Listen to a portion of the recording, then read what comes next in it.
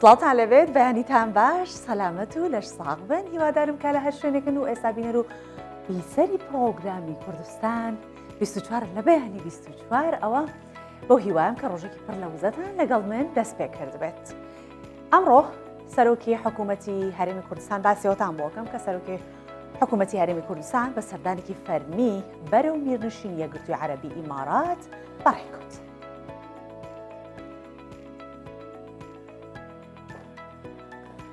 گەنجێکی دانیشتووی هەڵەبجە 7 ساڵە سەرقاڵی زیادکردنی زمانی کوردیە بۆ گوگڵ وا دەیەوێت لەو ڕێگەیەوە کوردی وەک زمانێکی فەرمی بە جیهان بناسێنێت.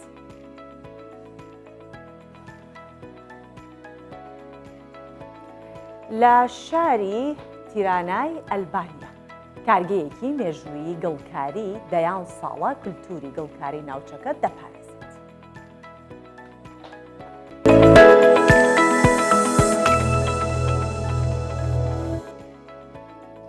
مەسرور بارزانی سەرۆکی حکوومەتی هەرێمی کوردستان بە سەردانێکی فەرمی بەرەو میرنشینی یەکگرتووی عەرەبی ئیمارات بەڕێکەوت. لەو سەردانە سەرۆکی حکوومەتی هەرێمی کوردستان لەگەڵ شێخ محەممەد بن زاید ئال نەهیان جێنشینی ئەبوزەبی و هەروەها جێگیری فەرماندەی باڵای هێزە چەکدارەکان و شێخ عەبدوڵڵا بن زاید ئال نەهیان وەزیری دەرەوە و گەورە بەرپرسانی دیکەی ئیمارات کۆ ئەبێتەوە. لە دیداری سەرۆکی حکوومەتی هەرێمی کوردستان و بەرپرسانی باڵای ئیمارات گفتوگۆ دەربارەی ئەو گۆڕانکاری و پەرەسەندنانەی عێراق دەکرێت لەو هەروەها ناوچەکەش بە هەماشەوە دەرفەتەکانی پەرەپێدانی پەیوەندەکانی نێوان عێراق و هەرێمی کوردستان لە ئیمارات و پتەوکردنی میکانیزمەکانی هەماهەنگی و هاریکاری لە بوارە جۆرا و جۆرەکانە دەکرێت.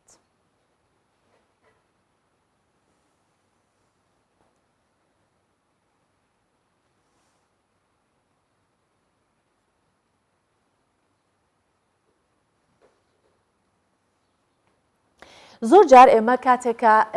وشەیەک نایزانین ماناکەی چییە لە زمانی ئینگلیزی بێت یاخود لە عەرەبی بێت ئەوە دەچین لە گوگڵ بە پێچەوانەی یەکتریەوە سێرچی بۆ ئەەکەین لە زمانەکانی دیکەش. زۆر جاریش تووشی کێشابی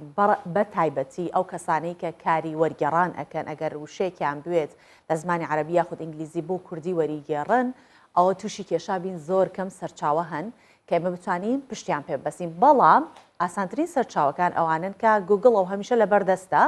بە مۆبایلەکەت بێت بە ئایپادەکەت بێت یاخود بە لاپتۆپەکەت بێت، بەڵام ئەبێت ئەوە کاری تیا بکرێت و وشە کوردیەکان لە ناو گوگڵ جێ بکرێتەوە. جا لە بابەتێک کە لە هەڵەبجەیە باسی ئەوەتان بۆ ئەەکەم. بۆکان کوڕەکە گەنجێکی دانیشتووی پارێزگای هەڵەبجەیە ئەو ماوەی 7 ساڵە سەرقاڵی پرۆژەیەکە بۆ زیادکردنی زمانی کوردی سۆرانی لە گوگڵ تا لەو ڕێگەیەوە زمانی کوردیش وەک هەموو زمانەکانی دیکەی جیهان بناسێت و کار ئاسانیش بۆ گەنجانی وڵاتەکەی بکات لە کاری وەرگێڕان با پێکەوە بینەربین. پێشووتر زمانی کوردی لە ژێر ناوی 5 زمانەدانەوە گەر سێری ئێرا بکەین 7 ساڵە بە بەردەوامی سەرقاڵی ئەم کارەیە. بۆکان توانیوێتی کاری جددی بۆ زیادکردنی زمانی کوردی لە گوگڵ بکات. ئێستا زمانی کوردی ڕۆیشتۆتە نێو ڕیزبەندی یەکەمی ئەو زمانانەی زۆرترین داتایان تێدا تۆمار کراوە. کوردی ناوەندی بە شێوی تاقیکاری لە ژێر ناوی ئەو 5 زمانە هەیە لێرە بە کوردی بنووسی وەرگێڕان و بۆکە بۆ 100 زمان، بەڵام لە زمانەکانی ترەوە بۆ کوردی ناوەندی هێشتا لە ژێر تاقیکاریە لەبەرەوەی کە زمانی کوردی ناوەندی کەمێک شێوە جیاوازی ڕێنووسی هەیە، یانەوێ کۆمپانیای گوگڵ یەکلایی شێوازی ڕێنووسی زمانی کوردی ناوەندی بکاتەوە بۆەوەی زمانێکی جێگیر بۆ زمانی کوردی ناوەندی بۆ هەرێمی کوردستان ڕۆژهەڵاتی کوردستان دابنرێت، چونکە ئەم زمانە بێ بە زمانێکی بنچینەی لە تۆڕی ئینتەرنێت و وەرە گوگڵش بە تایبەت و زمانێکی جێگیر بۆ زمانی کوردی ناوەندی داهاتێ لە داهاتوویەکی نزیکە. بەڵام پێویستەکە ئەو تاقیکارەی کە کۆمپانیای گوگڵ نزیکی 7 مانگە نردوێتی نزیکی 7000 فیدباک ڕۆشتۆ بۆ شەریکەی گوگڵ بۆەوەی بزانێت ئەو تاقیکاری نردوێتی تا چەند لە چی ئاستەکایە بۆەوەی زمانی کوردی بەڕەسمی بناسیێنێت لە داهاتووە. ئەم بەشە هەڵبەشی ڕافاندنی زمانی کوردی ناوەندیەکە بۆکان کار بۆ جێگیرکردنی زمانی کوردی دەکات. تاوەک هەموو زمانەکانی دیکە کاری وەرگێڕان بۆ هەرتاکێکی کورد ئاسان بکات. زمانی کوردیش بچێتە نێو هەموو ئەو زمانانەی کە هەیە و ڕۆژانە خەڵک بۆ کاری وەرگێڕان سوودیان لێوەردەگرن. سەبارەت بۆ ڕیزبەندی کە دانراوە کۆمپانیای گوگڵ داخلی کە دایناوە لە سیستەمی خۆیاندا ئەو کەسانی کە زۆرترین هەوڵ و کۆشیان بۆ زمانەکانیان کردووە لە سەرانسەری هەموو جیانە بە ڕیزبەندی داهاندێت بۆی کە وڵاتی کە خاوەنی ئەو زمانی ئاگادار بن کە چی کەسێەوە ئەو کەسانی کەیشیان بۆ زمانە کردووە کە دیاری ئەکات لەو شێەوە من لەو ڕیزبندیا پلەی دووەم لە سەرانسەری هەموو جیانە وەرگرتووەکە بە کۆی 1950 و بە زیاتر لە 1950 داتا کە پلەی دووەمی ڕیزبندیەکەی و ئەمە تەنها لە لیستی ڕاستاندن و وەرگێڕانی ئەو بەشایەکە ئیشم بۆ کڕۆ بەدەر لە ئیش و کاری ترکە جێگیکردنی زمانی کوردی ناوەندی لە گوگل کراوسۆرس هەروەها لە کۆمەڵی گوگڵ و چەندین ئیش و کاری ترکە بۆ زمانی کوردی ناوەندیم کردووە لە ساڵی 2015. پرۆژەکەی ئەم گەنجە گەشتووە بە کۆتا خۆراخ ئەویش تاقیکاریە لەسەر زمانی کوردی و زیادکردنیەتی لە نێو زمانەکانی دیکە. تا ئێستا 126 زمان هەیە کە لە نێو پێگەی گوگڵ بۆ کاری وەرگێڕان زیاد نەکراون. لە نێواندا زمانی کوردی سۆرانیە. لە سەرەتای دەستکردنی بۆکان بەم پرۆژەیە تا ئێستا نزیکەی 900,000 داتا و زانیاری لەسەر زمانی کوردی داخل کردووە. هەر ئەمە شوای کردووە کۆمپانیای گوگڵ زمانی کوردی بخەنە ژێر تاقیکاریەوە و ڕیزبەندی یەکەم وەربگرێت بۆ داخلکردنی زۆرترین داتا. ئەڤیناتە کوردستان 24 هەڵەبجە. تۆزێ ئیشەکەی دواخستۆگینە هەرزوو بوو زمانی کوردی بە فەرمی ناسێنرابوو. دەزانین کە تەندروستی ئێوە بەلای ئێمە گرنگە بۆیە هەر ڕۆژە و هەوڵە دەینکە بابەتێکی تەندروستی بۆ ئێوە باس بکەین لەگەڵ پزیشکانی پسپۆر سەبارەت بە هەر بابەتێک کە ئێمە هەڵێبژێرین لە تەندروستی لاشەمان بێت ئەو پسپۆری تایبەت بەخۆی ئێمە هەوڵە دەین میوانداری بکەین و لە ڕێی ئاوەوە زانیاری بە ئێوە بدەین. ئەمڕۆ باسی چەوری جگەرەکەین. چەوری جگەر لە ئەنجامی کۆبوونەوەی بڕێکی زۆری چەوری دروستە بێت. بە گشتی ئەتوانین بڵین یەک جۆر نییە. چەند جۆرێکی هەیە ئەویش پسپۆری تایبەت بە نەخۆشێکە کە لەگەڵمان بێت زیاتر باسیەکات ئەو جۆرەکانی چین و تووشی چ کەسانێک ئەبن وان ئەو نەخۆشە یاخود تووشی و خەڵک تووشی کارەساتی گەورە ئاکات نیشانەیشی ڕەنگە لە سەرەتایە بە هیچ جۆرێک دەرنەکەوێت و کەسی توشبوون نەزانێت ئێمەمانە زانیاری زیاتر وەربگرین با بزانین ئایا تا چەندە کەسی پسپۆر ئەتوانێت یارمەتی دەرمان بێت بۆی کە ئەگەر ئێمە تووشی حاڵەتێکی ئەو شێوەیە بووین و نەشمان زانی کە تووشی نەخۆشی چەوری جگەر بووینە چۆن بتوانین ئەمە دەست نیشان بکەین و بچینە لای پسپۆری تایبەت و بزانین قەبارەی جگەر چی لێ دێت ئەو گۆڕانکاریانی بەسەر لاشەی ئێمە دێن چی و ئەم بەیانیە لەگەڵ پسپۆری تایبەت ئەبین. دکتۆر شوان عەلی تۆفیق پسپۆری نەخۆشیەکانی خوێن لەگەڵمانە بێت بۆی کە پرسیاری زیاتری سەبارەت بە نەخۆشی چەوری جگەر لێ بکەین بزانین هۆکارەکانی چی. دکتۆر شوان باش ئەگەر گوێی لە دەنگی منە بەیانیت باش دکتۆر شوان هیوادارم لەش ساغ بیت تەندروست بیت. پێش هەموو شتێ با بزانین نەخۆشی چەوری جگەر خۆی چییە بەچی ئەوەترێت چەوری جگەر.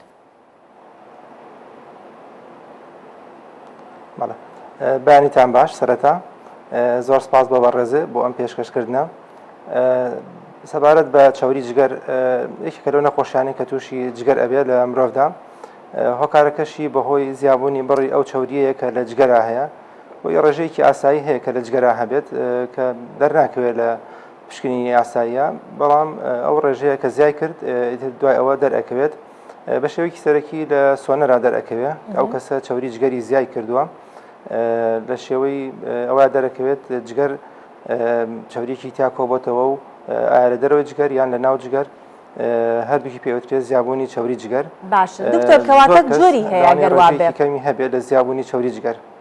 ئەگەر وایە کەواتە جۆری هەیە قۆناغی هەیە ئەتوانین بڵین بەڵێ چەند جۆر چەوری جگەر هەیە و ئێستا باست کرد لە دەرەوە لە ناوەی جگەر ئەمە هەردوو جۆرەکەیت یا شێوازی دیکەی چەوری جگەریش هەیە. بەڵێ هەر ئەو دوو شێوازە هەیە بەڵام زیاتر ئێمە لێرە مەبەستمان ئەو چەوریە کە لە ناو جگەر کۆ ئەبێتەوە ئەو چەوریە کە لە ناو جگەر کۆ ئەبێتەوە زیانی هەیە زیانەکەشی لە سەرەتایە دەرناکەوێت زیانەگەیەنێ بە خانەکانی جگەر یەکێکە لەو ئەندامە هەرە گرنگەکانی لەش کە بەرپرسە لە لابردنی ئەو ژەهرانی کە بڵێن لە شێوەی دەرمانە بێ لەگەڵ خۆراکا بێ هەر پێکاتەیەکی کەی کیمیاوی کە یەتە ناو لەشەوە جگەر بەرپرسە لەوەی کە بیگۆڕێ بە شێوەیەکی کە زیانی نەبێت و لەش بتوانێت فڕیاتە دەرەوەی لەش لەبەر ئەوە جگەر بڵێن لە هەمان کاتە ئەو شوێنەیە بۆ دروستکردنی زۆربەی پرۆتینەکانی لەش و پێکاتەکانی کەی خوێن بڵێن جگەر زۆر کاریگەری هەیە لە دروستکردنی خانەکانی خوێن و بەرگری لەشە لەبەر ئەوە جگەر ئەندامێکی زۆر زۆر گرنگە ئەگەر بێت و چاوری کۆبێتەوە زیاد لە بڵێن ڕێژەکەی خۆی ئەبێتە هۆی پەکەوتنی جگەر. باشە دکتۆر ئێمە بۆی کە تووشی ئەو حاڵەتە نەبین هەمیشە باشترە ینی خۆپارێزی باشترە لە چارەسەرکردن ئێمە چۆن خۆمان بپارێزین لەوەی کە تووشی نەخۆشی چاوری جگەر نەبین.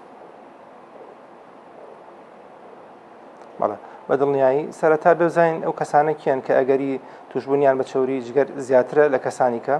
ئەو کەسانە کە کێشیان زۆر زیایە قەڵەوێکیان هەیە وەکو نەخۆشیە زیاتر قەڵەوێکی ئاسایی دووەم ئەو کەسانی کە وەرزش ناکەن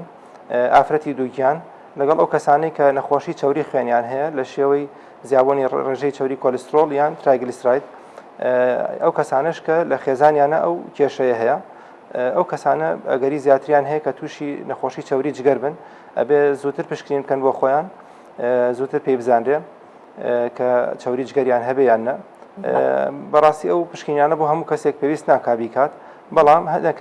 لە کاتی سوێنەر بۆ نەخۆشی کە یان ئەنجامدانی پشکنینی خوێن بۆ کوچەوری دەرەکەوێت چاوری ئەو کەسە بەرزە پێویستەکە ئەو کەسە سوێنەر کا بۆ جگەری نەوەکو چاوری جگەریشی زیای کرد بێت لەو کاتانەیە. بەڵێ کاتا یەکێک لە ئەو هۆکارانەی کە باستان کرد بۆ ماوەییە جگە لەوانە هۆکاری دیکە هەیە کە مرۆڤ تووشی چاوری جگەر کات؟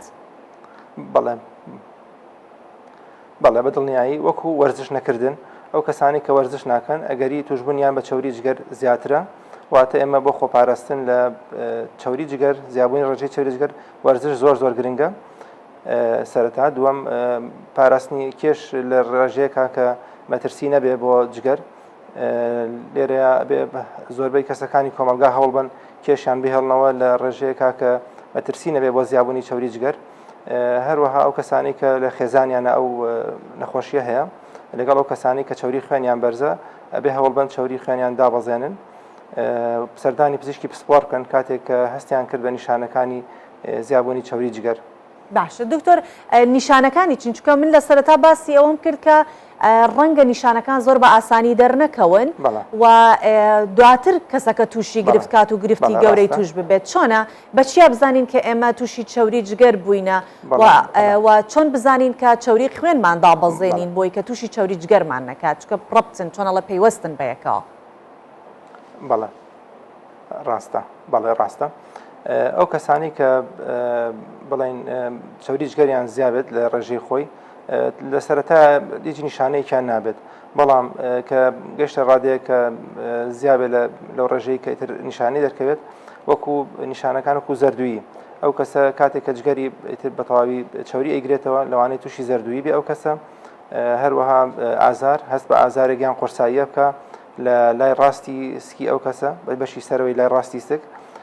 هەروەها ئەو کەسانە لەوانەیە پەڵەی شین دەرکەوێت لە خوێنیانە لە پێستیانە بورن یان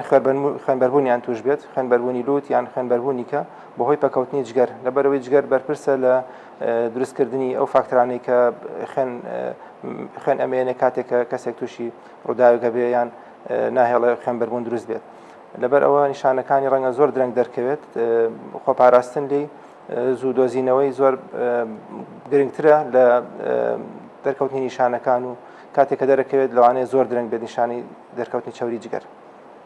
باشە دکتۆر هەندێک کەس هەیە وەکو باسمان کرد بەڵێ بەڵێ فەرموو بەڵێ وەکو باسمان کرد ئەنجامدانی سۆنەر بە ڕێژەی لە کاتێکا کە ئەو کەسە باسی بۆ نیشانانە کرد زۆر گرنگە لەگەڵ ئەنجامدانی پشکنینێک پێڵین ئێمە پشکنی ئەنزیمی جگەر ئەنزیمەکانی جگەر کاتێک کە بەرز بۆ ئەگەر کەمیش بێ بەرزبوونەوەکەی زۆر گرنگە بۆ ئێمە ئەبێ زیابوونی چاوری جگەر دۆزینەوە و هەوڵ بین چارەسەریکەین و نەهێڵین زیاکات. باشە دکتۆر هەندێک کەس هەیە ئەو شینبوونەوەی لەسەر جەستەی دەرئەکەوێت دەزانین کە شینبوونەوەیکی دیکەشەیە کە پەیوەستە بە ڕۆماتیزمەوە ئێمە چۆن لە یەکیان بکەینەوە ئەمەیان شینبوونەوەی ڕۆماتیزمەوە ئەمەیان با بڵین کێشەکە لە جگەرایە بۆیە ئەو پەڵەشینانە یاخود ئەو شێوازە لەسەر جەستە دەرەکەوێت بەڵێ ئەو پەڵەشینانە کە دەرەکەوێت هۆکارەکەی بە شێوەیەکی سەرەکی لە دوو شتا خۆی ئەبینێتەوە یەکەمیان کەمبوونەوەی ئەو فاکتەرانی کە یا ئەو پرۆتینانی کە خوێنمەین دروستە کاو ناهێڵێ خوێن بەربوون دروست بێت کە لە جگەرا دروست ئەبێ ئەو شێوەیە چۆنە هەرشین بوونەوەی ئاسایی وەکو کە یەکێک بەر شتێکەکەوێ اینجا بە چەند قۆناغێکە ئەڕوا سەرەتا سوورە دوای ئەبێ بەشین دوای بەڕێنکی قاوەیی دوای بە بەزەر دوای دیار نامێنێت لە چەند ڕۆژێکە بەڵام ئەگەر هۆکارەکە ڕۆماتیزمی بێ واتە کێشەکە زیاتر لە مێرولەکانی خوێنە ئەبێت ئەو کاتە یان بۆرەکانی خوێن ئەو کاتە شێوەیەکی کە دەرەکەوێت تەنها سووربوونەوەیە بۆ قۆناغانە ناڕات کە باسمان کرد وەکو ڕەنگەکەی بگۆڕێت لە سوورەوە بۆ شین بۆ قاوەی دوای بۆ زرد بڵێن بە پشکنی پزیشکیش دەرئەکەوێت کە جیاوازەکەیان بەڵام ئەو کەسە خۆشی ئەتوانێت بزانێ هۆکارەکەی ڕۆماتیزمیە یان کێشەکە لە خوێنایە بەڵام کاتێک کە ئەو پەڵانە دەرکەوت دەلەشە زۆر گرنگە ئەو کەسە سەردانی پزیشکی پسپۆر بکە ئەو پشکینانەی بۆ بکرێت کە تایبەتە بە خوێنبەربوون و ئیشکردنی جگەر باشە دکتۆر هەندێ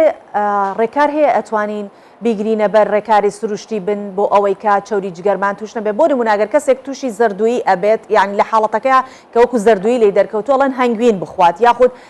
زۆر کەسەیاڵەن بەیانیان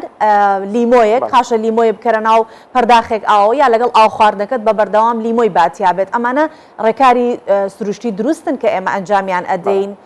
بۆ ئەوەی کە تووشی نەخۆشی چۆری جگەر نەبین بەڵێ بەدڵنیایی کاتێک کە زەردووی دروست ئەبێ ئەوە ئەگەیەنێ کە جگەر لە ژێر فشارێکی زۆرایە ئەو کاتە زەردووی دروست ئەبێ و دەرئەکەوێت لەسەر ڕوخساری ئەو کەسە بۆیە ئێمە ئەبێت تا بتوانین جگەر بپارێزین وەکو ڕوونە لامان چاوری مامەڵەکردن لەگەڵ چاوریان لە لەش زیاتر لە جگەرا ڕوئەیات بۆیە ئەو کەسانی کە زەردوویان هەیە ئەبێت زۆر دوور کەونەوە لە چاوری لە خواردنی چاوری لەو کاتانەیە لەبەرەوەی فشارێکی زیاتر ئەخاتە سەر جگەریان و لەوانەیە کێشەکەیان بۆ گەورەتر بکە لە هەمان کاتە ڕێکخستنی ڕێژەی شەکر لە خوێنە لە جگەرا ڕوئەیات بۆیە ئەو کەسانە کە تووشی نەخۆشی جگەر ئەبن ڕەنگە ڕێژەی شەکریان دابەزێت لەبەر ئەوە خواردنی هەنگوین یان شیرینی کە ڕەنگە گرنگ بێ بۆ ئەو کەسانی کە نەخۆشی جگەریان هەیە بەڵام ئەم شێوازی خواردن و پارێزکردنە ئەبێ لە ڕێی پزیشکی پسپۆڕەوە بکرێت ئەو کەسە نابێ خۆی ئەنجامی بدات نەوەکو زیاد لە ڕێژەی خۆی بێت یان کەمتر زیان بەو کەسە بگەێنێت بەڵێ ئەو شتە ڕاستە کە ئەو کەسانی کە تووشی نەخۆشی جگەر ئەبن پێویستیان بە هەنێشتی شیرین ئەبێ زیاتر و ڕێژەی چاوری کەمکەنەوە لە خواردنەکەیانە سەبارەت بە لیمۆش ڕاستە تا ڕادەیەکی زۆر لەبەر ئەوەی ئێمە هەنێ ئۆکسان هەیە لە ناولەشە کە زیان بە جگەر ئەگەیەنێت وەکو ڕوونە لامان هەموو جۆرە میوەیەک زۆربەی میوەکان با بڵین لیمۆژی کێکە لەوانە دژە ئۆکسانی تایە ئەو دژە ئۆکسانە زۆر یارمەتی جگەر ئەیات کە ئەو ئۆکسانانە لابات و زیان بە مرۆڤ نەگەیەنێت باشە دکتۆر حاڵەتێکی ترمان هەیە ئەویش منداڵانی ساوا و تازە لەدایک بوون ئەوانەی کە لە هاوینانە لەدایکبن لە مانگی 7 و 8 زۆر جارەڵێنە مناڵە تووشی زەردوویە بێ لە گەرمایەکی زۆر ئەو زەردوویە پەیوەستە بە کێشەی جگەرەوە جگەری کێشەی هەیە ئەو منداڵە یاخود ئاساییە لە مناڵێکی ساوا ئەگەر لەدایکە بێت لە دوایەوە پلەی گەرمی لەشی هەتا لەگەڵ ئەم کەش و هەوای سەر ئەم زەویە ڕێگەکەوێ بۆیە ئەو تووشی حاڵەتانە ئەبێت کێشەکە لەکوێ لە جگەرە یاخود سروشتیە و ئاسایی ئەو شتە بەڵێ توشبوونی مناڵی تازە لەدایک بوو بە زەردووی سروشتیە ڕوئەیات لە توانم بڵێم نزیکەی هەموو مناڵێکی تازە لەدایک بووە بەڵام ڕێژەکەی زۆربەی کات زۆر کەمە هەردیار نیە بە ڕوخساری مناڵەکەەوە ئێمە لێرە پشکینێکمان هەیە پێڵێن بیلیڕۆبین ئەو ڕێژەی بیلیڕوبینە ئەگەر بێت و خۆی ئەبێ لە یەک زیاتر نەبێ بەڵام تا نەگاتە 5 دەرناکەوێت لەسەر ڕوخساری ئەو مناڵە بۆیە زۆربەی مناڵەکان لەوانەیە ڕێژەی ئەو زەردوویان گاتە 2 یان 3 دەرناکەوێت لە سەر ڕوخساریان بەڵام کاتێک کە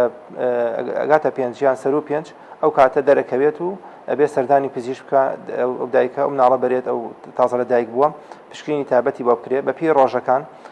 سەرەتا یەکەم ڕۆژ تا 5 لەوانەیە ئاسایی بێ بەڵام دوای ئەوە لەوانێت تۆ زیاتریش بکات دووەم و سێهەم ڕۆژ دوایی دائەبەزێتەوە نابێ بگاتە ڕێژەیە کە زیان بە مێشکی مناڵەکە بگەێنێ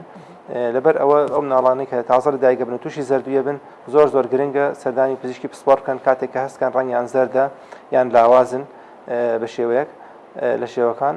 هەروەها ئەو مناڵانی کە پێش وەخت لە دایکە بن وەکو جەنابی باسی کرد بە 7 مانگیان بە 8 مانگی لە دایکە بن مەترسی زەردویی لەسەر ئەوان زیاترە بۆ مناڵێک ئەگەر بە 9 مانگی لە دایک بێ ڕێژەی زەردویەکەی بگاتە 15 کێشەی نییە بۆی بەڵام ئەگەر لە مانگی 7 یا لە مانگی 8 لە دایک بوو بێ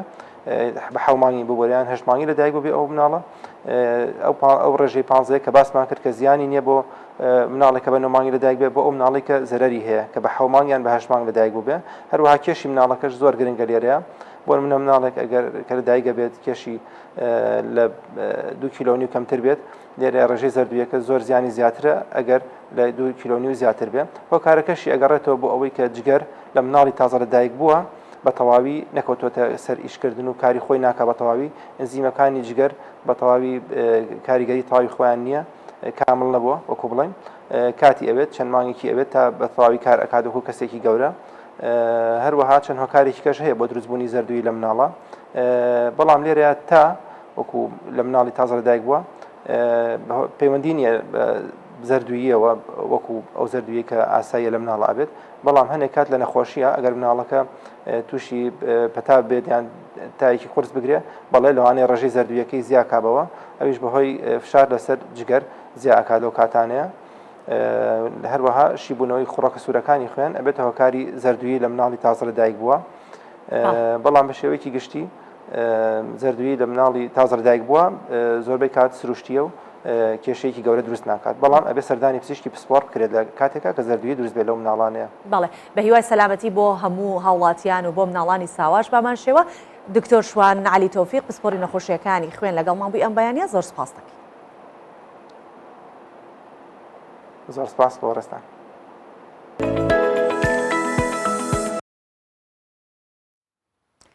شانۆگەری کێ دەردەچێت کە بەرهەمی بەڕێوەبەرایەتی هونەری شانۆی دهۆکە لە چەندین شاری هەرێمی کوردستان نیشاندراوە شانۆگەریەکە با مەدەبوونی جەماوەرێکی زۆری هونەرمەند دۆست یاخود هونەر دۆست لە زاخۆ شانۆگەریەکە هەر لەوێ لە زاخۆش نمایش کراوە شانۆگەریەکی دێ دەرکەوێت ji لای rêveberiya rewşenbîrî û huneriya Zaxo ve û bi amadebûna hejmareka zor a şanûvan û hunermend û hunerdostan li hola kûçika hunerî li Zaxo hate nîşandan.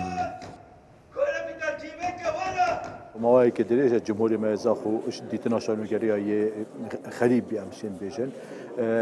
مەفەر دیت کو ئەم vê شانۆگەری ئەڤریکا li vê mêvan kin şanûgerî ji berhemhênana rêveberiya giştiya rewşenbîrî hunerî dihû ki pevkarî dikel peymangeha hunerên ciwan ev şanûgeriya çendîn bajarê dî jî hatiye nûmayişkirin lê Evrîka bajarê me hatiye nûmayişkirin Umê dawar me şiyabetin xizmetekê pêşkêşî cumhuriyê Zaxo bikin. Fermo xwedî derçetiya. Biz ji baranê internetê min viya bisane.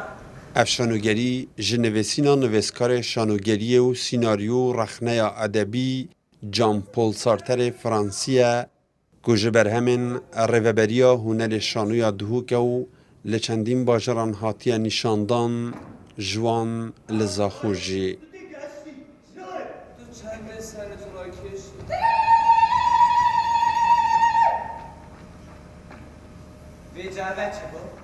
مجرد به شانۆگەری بەحث دۆزەخێت کرد ئەو دۆزەخا و سارتەر جێ بەحەز کرد نێرینە سارتەردا دۆزەخ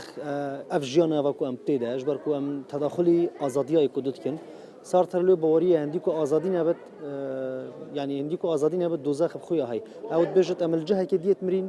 em hatine dozexê an ku ev dozexe ev jan xwe ye eger em huzura xwe serdemê berê bikeyn di berê da gelek hebûn yani kur bûn dewrê kiçat kir yani kiç nebûn dewrê kiçekî biket ku meselan ew şexsiyetet û wî da ya heyneş ya biket yani da xelekî behs kirin yani da بۆیە کچێ gelek nexweş bî da gelek astan ketine jiyana wê ev ca ez dibêjim hemî keça bila bihêz bin berdewam bin heş û lê xwe bikin ji li xwekî her karekî dî ser bibînin û nerawestin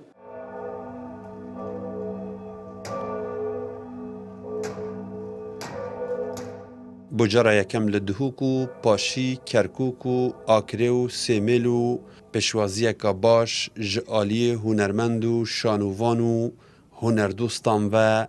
li navaroka wê hatiye kirin.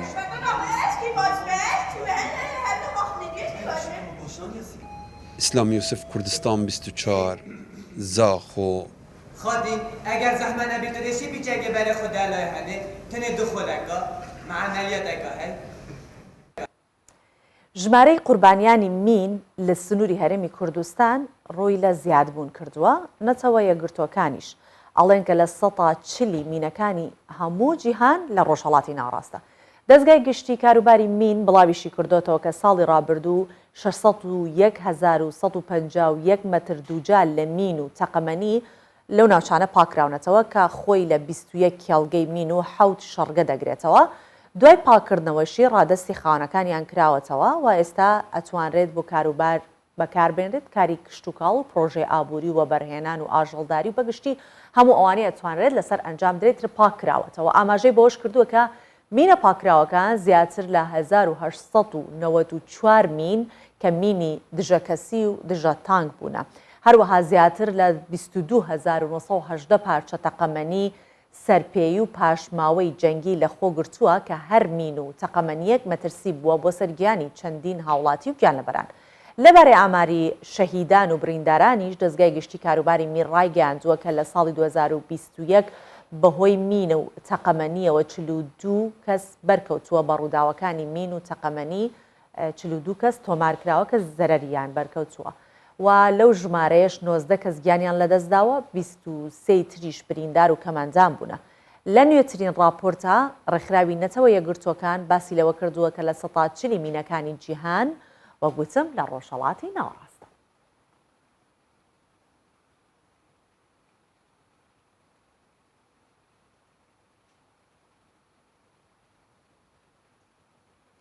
دەمانێت بزانین ئەم کەشوهەوای ئێستا ئەم باران و بەفرەی کە هەمان بووە تا چەندە کاریگەریە بێت لە سەرۆکە مینەکان دەرخات و بەگشتی باسی ئەو ناوچاناکەین کە مینیان لێیە و خەڵکێکی زۆریش دانیشتووی ئەو ناوچە سنووریانن بە تایبەتی ناوچە سنووریەکان ناوچە شاخاویەکان. بۆیە ئەم بەیانیە دەمانوێت لەگەڵ کامەران محەممەد بەڕێوەبەری دڵنیایی جۆری مۆڵەت پێدان لە دەستگای گشتی کاروباری مین گفتوگۆ بکەین. پایانیتان باش کاک کامەران بژیت زۆر سپاس دەکەم. کاک کامەران پێش هەموو شتێک ئەم ئامارانەمان کە ئێستا باس کرد ژمارەیەکی باش لە مینەکان کۆکراونەتەوە یاخود ئێستا پوچەڵ کراونەتەوە، بەڵام لەگەڵ ئەوەشە هێشتا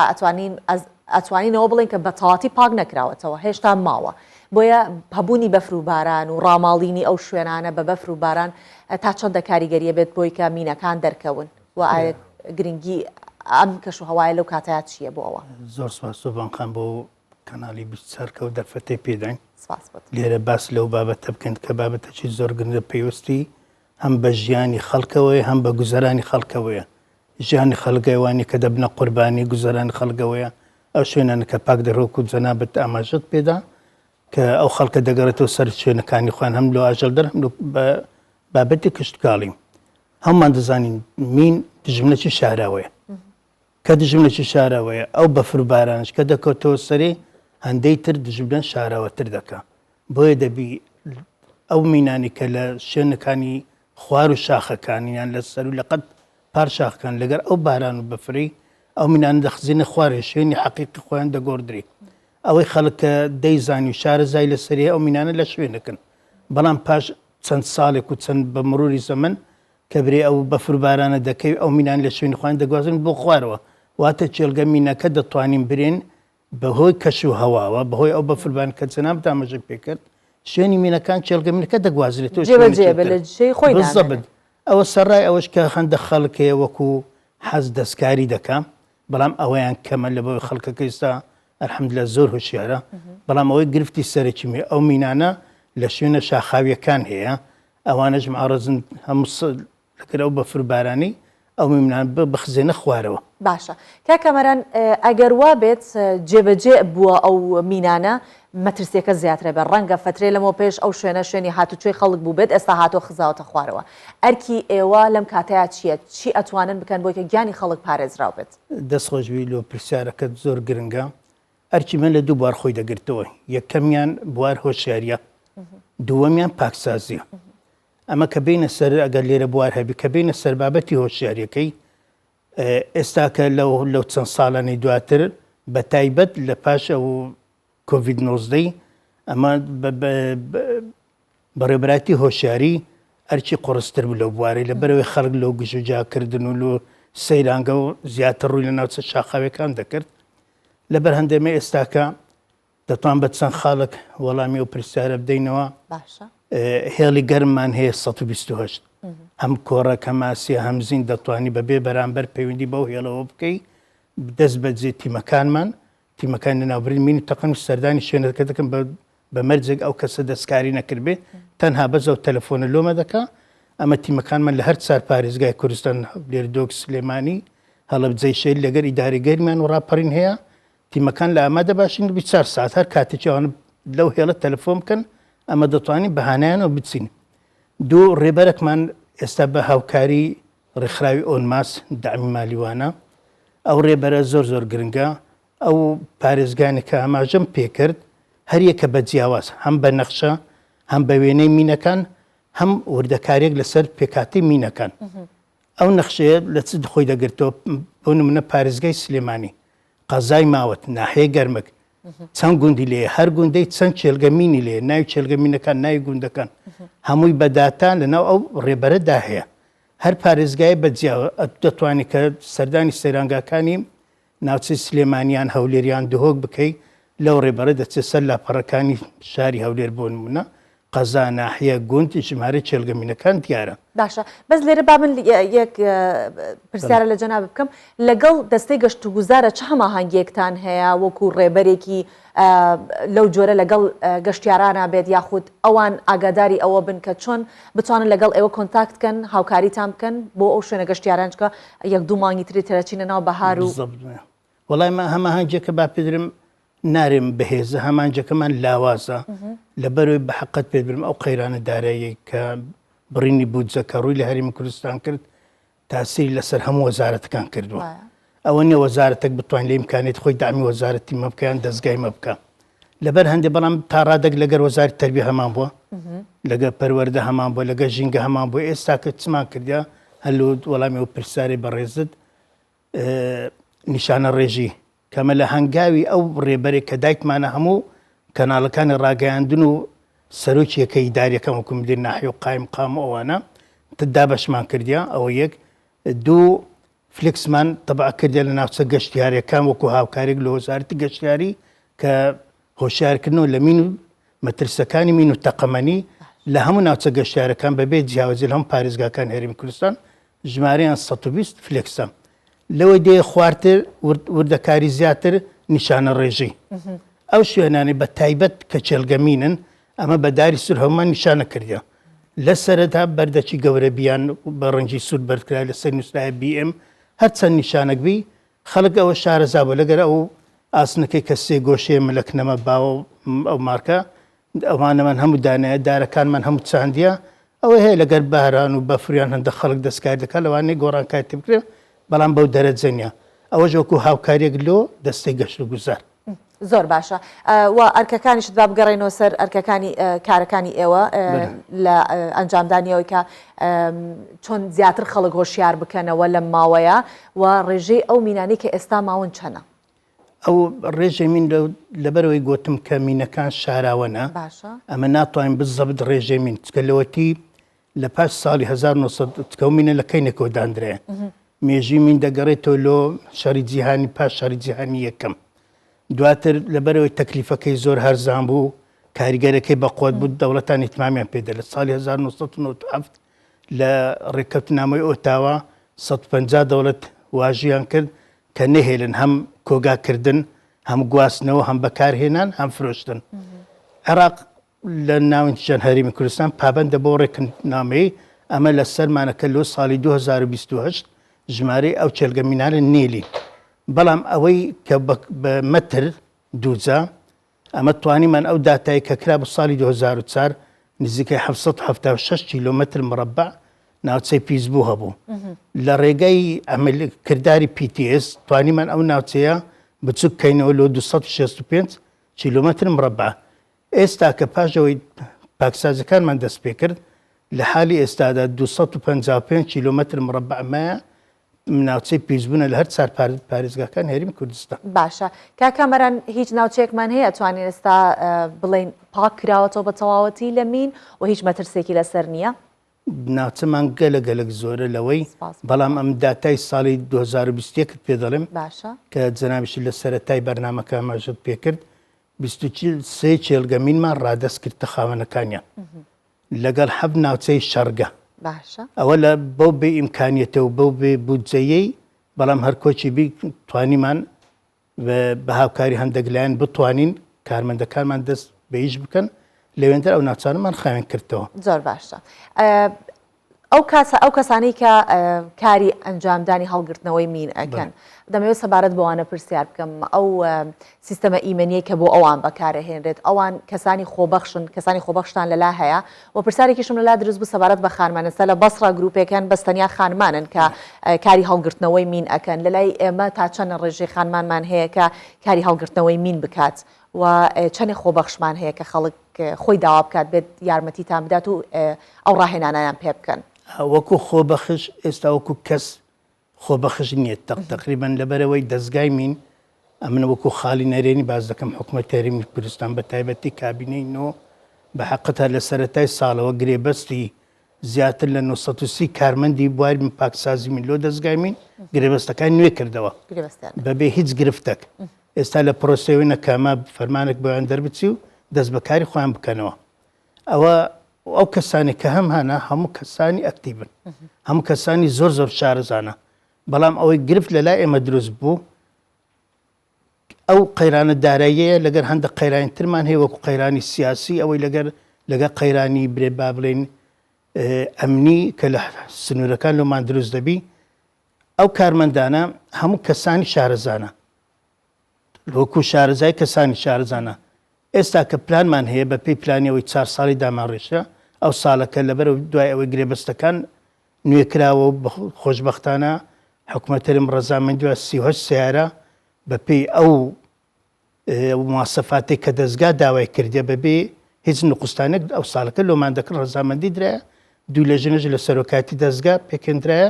لۆکڕینە بۆ ئۆتۆمبیلانە دەستان خۆش بێ و لەشتان ساغ بێ بەو هیوایی کە هەموو ئەندامانی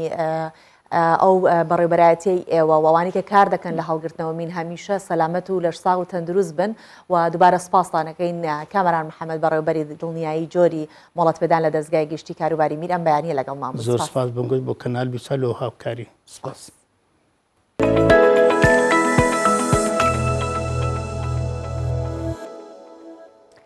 گەشتیاری زستانەی ئەم ساڵ دەستپێکێکی باشتری هەبوو بەراورد بە ساڵانی ڕەبردوو بەهۆی ئەو بەفرا جوانەی کەباری بە تایبەت لەگەڵ وەک باسم کرد ئەو شەپۆ لە بەفربارینەی کە کۆتایی هەفتەی ڕابردوو هەرێمی کوردستانی گرتەوە هەرچەنە لە سنتەری هەولێر بڕێکی کەم بەفرباری بەڵام ئەو بەفری لە ناوچە شاخاویەکانی سنووری پارێزگای هەولێر باری بۆ فاکتەرێکی ڕاکێشانی نزیکەی 12,000 گەشتیار تەنیا لە 2 ڕۆژ بە پێی ئامارەکانی گەشتوگوزاریش لە سەرەتای ئەم ساڵەوە تاوەکو ئێستا 136,000 گەشتیار کەوتونەتە هەولێر یاخود هاتوونەتە هەولێر. ساڵانە گەشتیارێکی زۆر لە ناوەڕاست و باشووری عێراقەوە ڕوو لە شوێنە گەشتیارەکانی هەرێمی کوردستان دەکەن لە نێویاندا تەنیا لە سەرەتای ئەم ساڵەوە تاوەکو ئێستا 136,000 گەشتیار چونەتە شوێنە گەشتیاریەکانی سنووری پارێزگای هەولێر و تەبێژی گەشت و گوزاری هەولێریش دەڵێت هەموو بنکە گەشتیاریەکانی هەولێر لە یەک شەودا توانای پێشوازیکردنیان لە 12,000 گەشتیار هەیە. ئەو پلانانی کە ئێمە هەمانە لە گەشت و گوزاری هەولێر بەرزکردنەوەی ژمارەی گەشتیارانە لە ساڵانە و هەروەها پێشکەشکردنی باشترین خزمەت گوزاری بە گەشتیاران بێگومان لە پاڵ ئەوەشدا کۆمەڵێک چالاکی و پرۆژەی جیاواز ئەنجام دەدرێت. لە هەولێر 264 هۆتێل و 98 مۆتێل و نزیکەی 700 ڕێستۆرانت و کافێ و کۆمەڵگای گەشتیاری هەن. ساڵانە بادانانی پلانی تایبەت توانای خزمەتکردنی گەشتیارانن هەیە. سەرۆکی کۆمەڵی میوانخانەکانی هەولێریش دەڵێت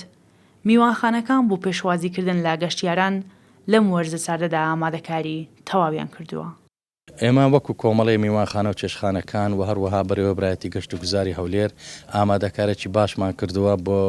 سەردانی چێشخانەکان و ڕێستۆرانتەکان و هۆتێلەکانمان کردووە ئامادەنە بۆ پێشوازیکردن لە گەشتیاران. بە شێوەیەکی گشتی گەشتیاران لە بۆنەکان زیاتر دێن بۆ هەرێمی کوردستان بەڵام بەهۆی بارینی ڕێژەیەکی زۆری بەفر با بەراورد بە ساڵانی ڕابردوو تەنیا لە ڕۆژانی 20 و 21 مانگەدا 12,000 گەشتیار بۆ بەسەربردننی کاتێکی خۆش لە ناو دیمەنی بەفری باری و شەڕە تۆپەڵ گەشتی زستانیان بۆ شوێنە گەشتیارەکانی هەولێر کردووە. شەیمە بایز، کوردستان 24 هەولێر.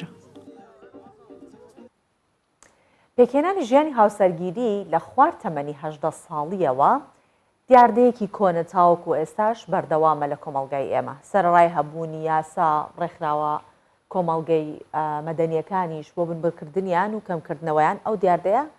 هەر ماوە. پارێزەرێک دەڵێت یاساکان زۆر توند نین و شێوەی داڕشتنی یاساکان پێویستە بە ئەوەی کە هەموار بکرێنەوە.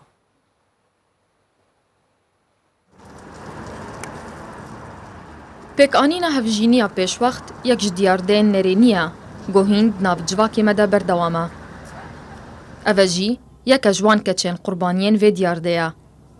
Ku li gorî temenê xwe di yasayên mafên mirovan de hîn zarok e.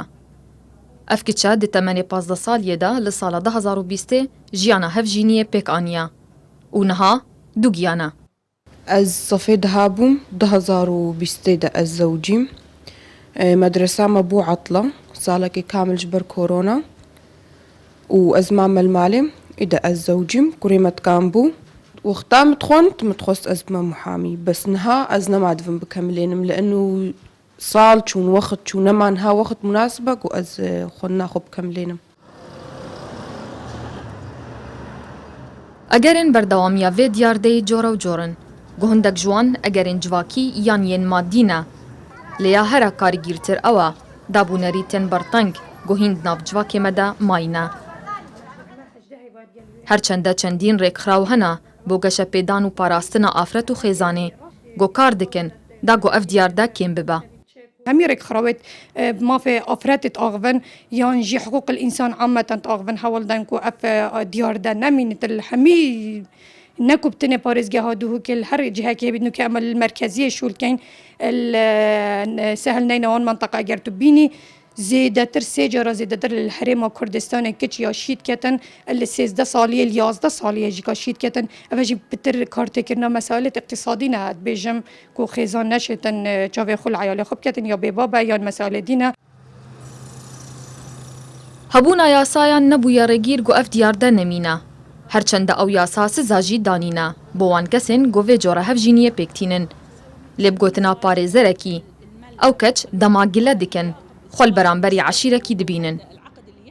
القوانين تتعلق بالعنف ضد المرأة اللي هي الإكراه في حالة الزواج. یاسای مهنه گۆبەرگری جوان حالەتان دکن مینا یاسایên girêdayî birûbirûbûna tund û tijiyê herwiha pêwîst e xalên taybet bo gencan hebin bo rewşenbîriya seksî û rewşenbîriya laşî û ciwaniya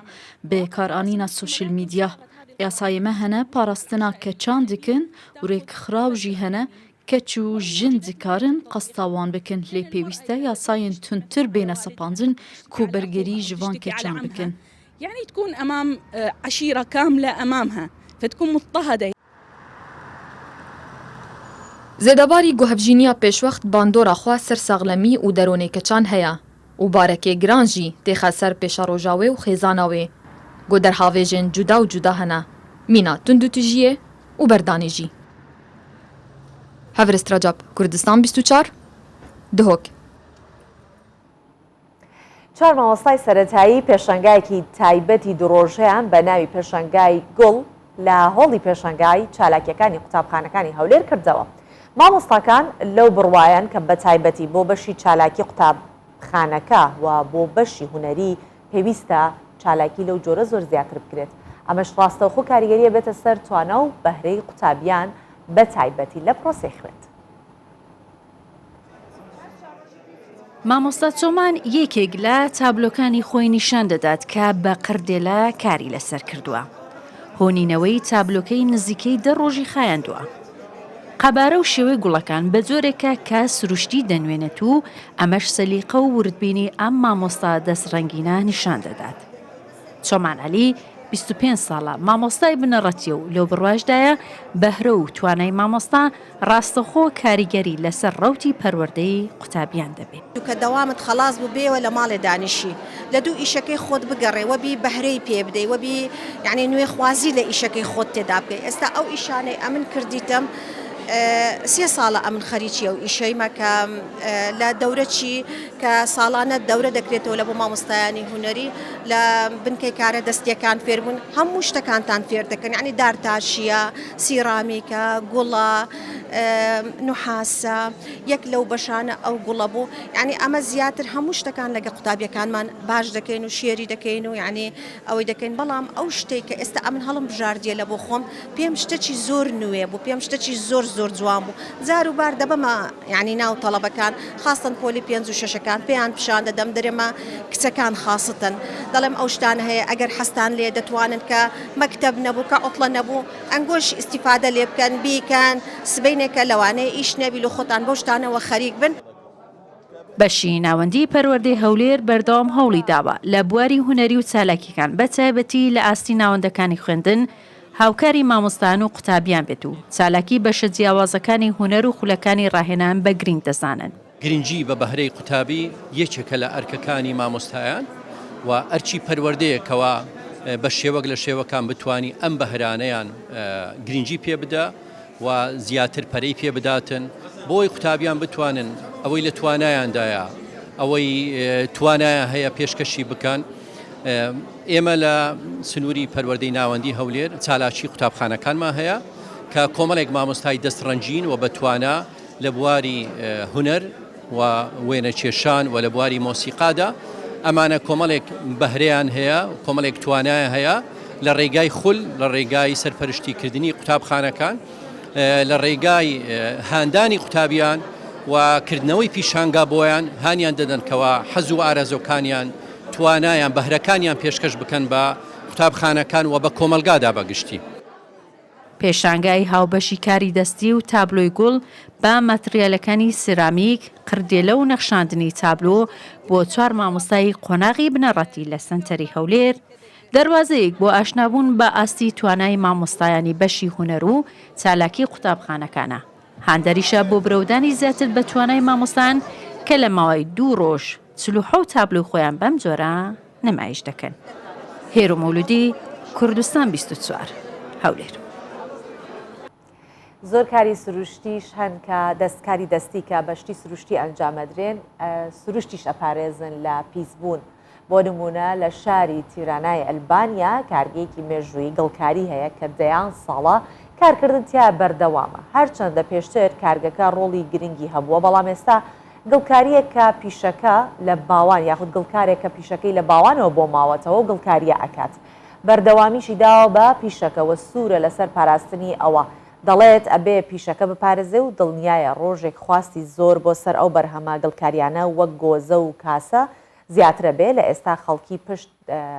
دەبەستن بە پلاستیک ئەو کاتەوە ئەبێت کە خەڵک بۆ پاراستنی ژینگە ڕوو دەکاتە ئەم جۆرە کەرەستانەوە بەکاریان هێنێت کە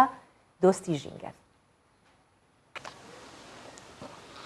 لە دەرەوەی پێشانگایە کە 12 میل لە ناوەڕاستی شاری تیرانە دوورە قاپە قوڕینەکان لە بەرخۆر دانراون. ئەوان لەلایەن باشکیم پلاکۆ دروست کراون.